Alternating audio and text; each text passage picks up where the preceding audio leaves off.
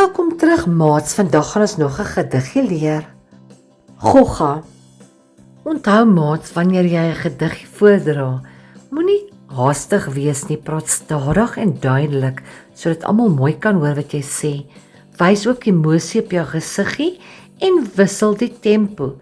Soms moet ons stadig praat en ander kere 'n bietjie vinniger. En geniet die gedig. Is jy gereed? Kom ons begin. Gogga. Ek sien 'n gogga in die tuin. Hy is so mooi en klein. Ek buig om hom op te tel, maar hy kriebel op my vel. Ooh, ek hou nie van goggas nie. Hulle laat my gril tot ek gil. Maats, ek gaan weer die gediggie lees. Kyk of jy hierdie keer kan saam sê. Is jy gereed? Kom ons begin. Gogga. Ek sien 'n gogga in die tuin.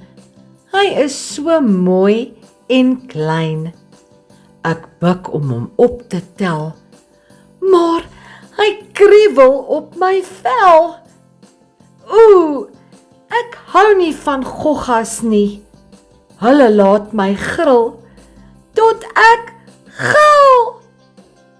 Maats, baie dankie dat julle so goed saamgewerk het. Thank you for listening. Please don't forget to like, share and subscribe to my channel. Until next time, take care.